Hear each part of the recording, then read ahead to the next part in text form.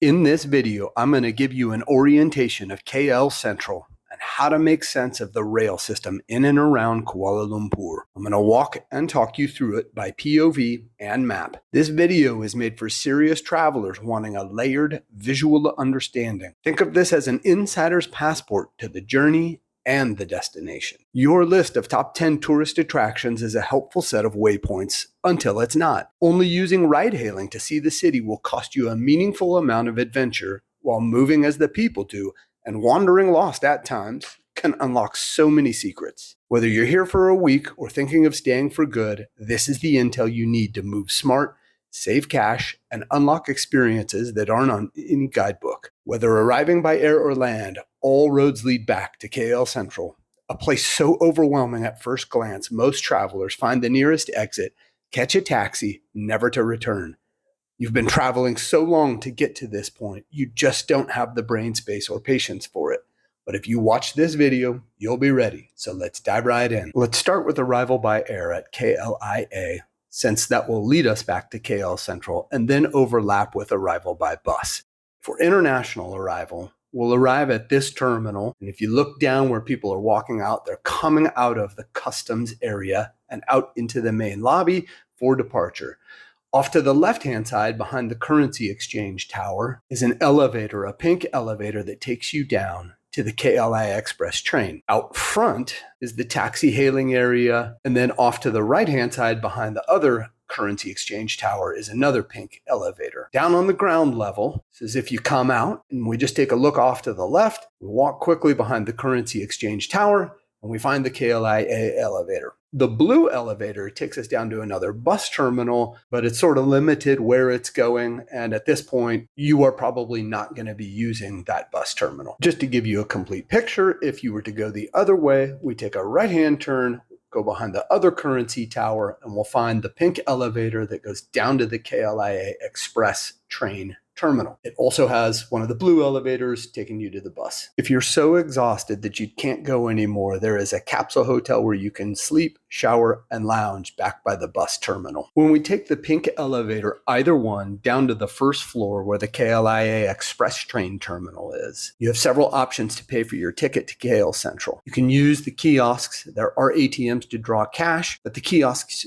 accept most debit cards, credit cards. Once you have your ticket in hand, just head through the gates. The ticket itself, the receipt, will be printed out with a QR code, and you just use that to get through. You have two different options, the express train and the transit train. We'll talk about why you might want to use the transit train in another video, but there's multiple stops along the way, whereas the KLIA Express train goes direct to KL Sentral. Cost of that ticket is 55 ringgit, and the train runs every 20 minutes from 5 in the morning until midnight. The train is spacious, it's climate controlled, there's plenty of room for baggage, there's usually plenty of seats left over because it runs so frequently. When you get to KL Sentral, you just come on outside the train, head up the stairs or the escalator. There's really only one way out. So whether you bought your ticket electronically and it's on your cell phone, or you have a paper receipt with the QR code on it, don't lose it, don't delete it, don't dispose of it. You need it to scan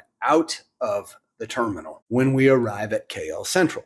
When we arrive at KL Sentral, we're arriving on, coincidentally, the arrival side of the building. If you're looking at a map, there's a main entrance, an arrival side, a departure side, and then a fourth side that goes to the new Central Mall. So we're arriving on the arrival side. Once we scan our ticket, get through the gate, come out into a main lobby where there are more ATMs, another market. There's a tourist information center on the left-hand side that's open during the daytime. Obviously not right now. This film was taken in the late evening. The exit doors on that arrival side go into a taxi hailing, ride hailing area. That area is where most people, when they give up in the first 30 seconds of being in this building, go outside, catch a cab, never to enter the building again. But I'm going to try to save you from that mistake with this video. There are lockers where you can store your bags if you're tired of carrying the weight and you need some time to move around. You need to go get some food. You need to take the bathroom breaks. You need to go into the mall for some reason. Or if you just want to take a little bit of time wandering around the building, getting familiar with the layout. So let's zoom out for a second and take a look at the map of the terminal again. We just showed video of arriving over here on the arrival side, the KLIA Express terminal. And the path I was walking was out here to where they show you the shops.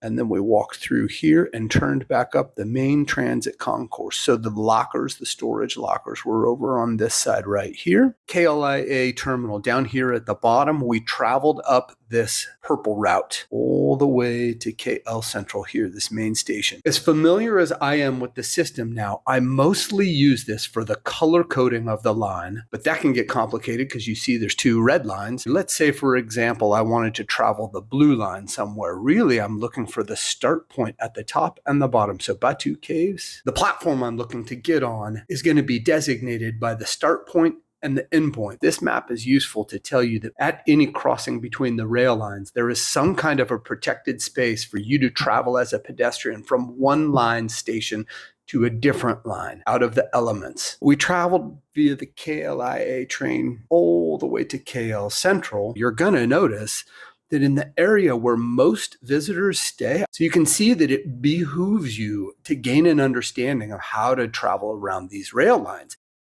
And just a quick tutorial in case you don't already know how to overlay public transport lines. Come over to the Layers tab on the lower left corner. Now you see that sort of toggle icon that I had, and you see that all of the major rail lines show up over Greater Kuala Lumpur. So as I zoom in, at a certain zoom, it's showing me the major metro stations. But if I get in too close, it starts to show me the bus stations. Bringing it back out to the map, the first video we watched was coming off the KLIA Express, down this corridor and out into the transit concourse. The next video we're going to watch is where the buses are going to drop you off. You walk into the building, into this big open space, down the corridor. We're going to go down the transit concourse. We're going to do some twirlies, looking at the KTM commuters and the KJL line, the LRT line. We're going to go up the escalator and through the new Central Mall, down the escalator to the monorail station, which leads to the escalator to the streets. Now, when I came in on a bus from the Cameron Highlands, it dropped me right at this point. Everybody's looking around, trying to orient themselves, and all you can figure out is this must be the building I'm supposed to go into. It's KL Sentral. You are correct. Because you've seen this video, you're going to know exactly what to do. When you first walk inside, it's a massive open space that makes you feel like you might be in the wrong place, but you're not. When you go inside, look to the right, and that's the KLIA departure area. That's where you would get on the train to go to KLIA, but don't go that way. You don't need to. Go down the corridor. You have all kinds of dining options. If you were going to turn left and go up the stairs, that's the main entrance, as they call it. And up those stairs are the departure areas and arrival areas for KTM routes that are going intercity, so going further distance than Greater Kuala Lumpur. So up the northern railways to Ipoh, down south towards Malacca. As we walk through the pit, it's the same thing on either side. The KTM Commuter entry points here in the pit, the tracks are down below where you are walking right now.